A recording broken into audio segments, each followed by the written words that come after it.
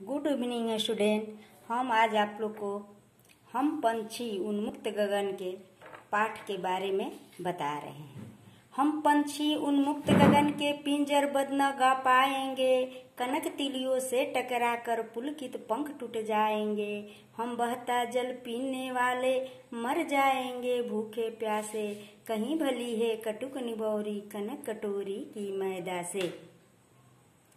प्रस्तुत पंक्तियां हमारी हिंदी पाठ्य पुस्तक के हम पंछी उन्मुक्त गगन के शीर्षक कविता से ली गई है।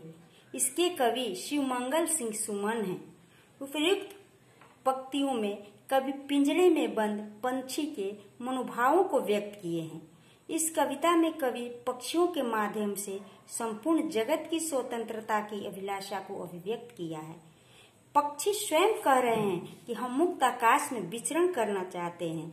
पिंजरे में बंद होकर हम खुशी के गीत नहीं गा पाएंगे। पंछी सोने के पिंजरे में बंद है, फिर भी वे कह रहे हैं कि सोने के सलाखों से टकराकर हमारे कोमल पंख, हमारे पुलकित पंख टूट जाएंगे। पंछी नदियों और झरनों का बहता हुआ जल पीकर असीम आनंद पाते हैं। वे कहते हैं कि सोने के पिंजरे में, सोने की कटोरी में मैदा से बनी पकवान हमें पसंद नहीं है। वे स्वतंत्र रहना चाहते हैं, भले ही उन्हें कड़वा फल ही खाना ही क्यों न पड़े, भले ही उन्हें नीम का फल ही क्यों न खाना पड़े। कहने के इन पंक्तियों का आशय यह है कि पक्षी स्वतंत्र होकर आसमान में उड़ना चाहते हैं। वो किसी प्रकार का बंधन उन्हें स्वीकार नहीं है।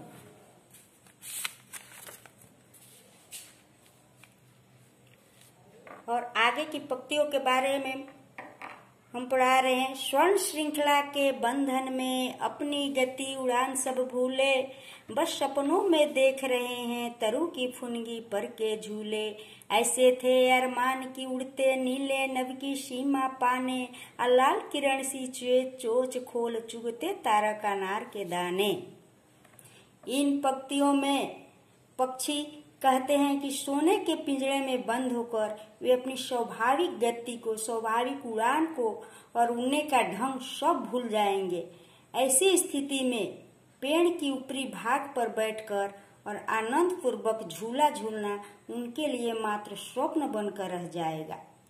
उनकी इच्छा है कि नीले विशाल इस असीम आकाश में अंतिम सीमा तक उड़ते जाएं। उनकी इच्छा है कि सूरज की लाल किरण सी अपनी चोंच खोलकर और आसमान में बिखरे हुए तारों रूपी अनार के दानों को निगल ले।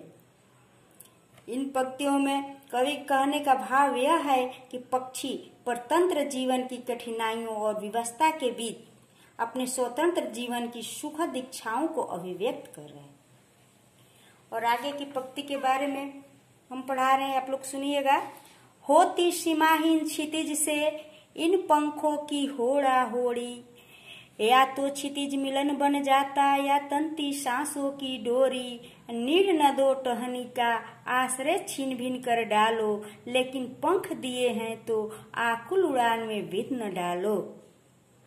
इन पंक्तियों में पक्षी कहते हैं कि अनंत आकाश में, सीमाहीन गगन में उड़ने के लिए अपने पंख फैलाते हैं और असीम क्षितिज तक पहुंचने के लिए उनके दोनों पंखों में परस्पर आगे, एक दूसरे से आगे निकलने की होड़ सी लग जाती है। इस स्थिति में या तो वे सीमाहीन आकाश में उस काल्पनिक मिलन स्थल क्षितिज तक पहुंच ही जाते हैं, या थक हार कर बैठ जाते हैं अथवा अपने प्राणों को गंवा देते हैं। पक्षियों को कहना है कि चाहे हमें पेड़ की शाखाओं पर रहने के लिए घोंसले मत बनाने दो, या मेरे आश्रय को भले ही नष्ट कर डालो, लेकिन ईश्वर ने जो हमें स्वाभाविक रूप से जो हमें उड़ने के लिए पंख दिए हैं, तो उसमें बाधा मत डालो। इन पंक्तियों का आशय यह है कि पक्षी सारी सुख सुविधा छोड़कर स्वतंत्र होकर खुले आकाश में विचरण करना चाहता है, पिंजरे में कैद होना नहीं चाहता है। इसीलिए कहा गया है, पराधीन सपने हूँ सुख नाही। धन्यवाद।